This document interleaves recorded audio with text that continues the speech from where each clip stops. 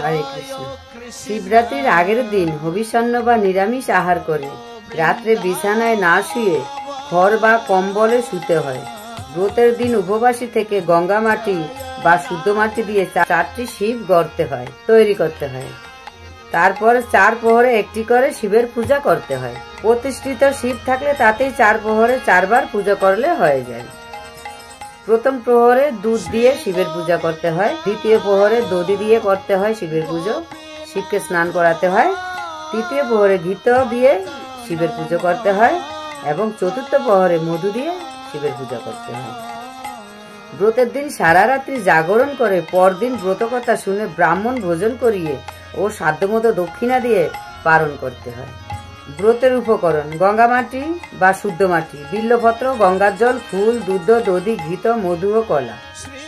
ব্রতের ফল হলো যজ্ঞের মধ্যে যেমন অশ্বমেধ যজ্ঞ, তীর্থের মধ্যে যেমন গঙ্গা, তেমনি ব্রতের মধ্যে শ্রেষ্ঠ ব্রত হলো শিব চতুর্দশী ব্রত।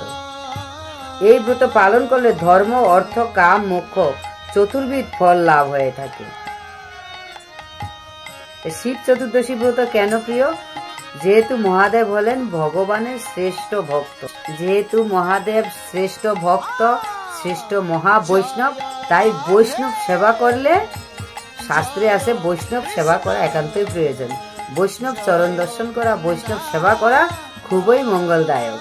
তার যখন 4 প্রহরে 4 বার পুজো করবেন, তারপরে পারণ করে ব্রাহ্মণ অথবা বৈষ্ণব সেবা দিয়ে পারণ করে তারপরে আপনি প্রসাদ পাবেন।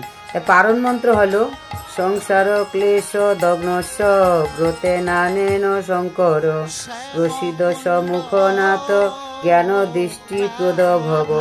এইভাবে পারণের মন্ত্র বলে তারপর আপনি পালন করবেন শিব চতুর্দশীর ব্রতে। কিন্তু যারা শিব চতুর্দশী ব্রত করছেন তারা অবশ্যই গোপালকে সেবা দিবেন, আগে ভগবান শ্রীকৃষ্ণকে আগে সেবা দেবেন, তারপরে শিব চতুর্দশী ব্রত করবেন।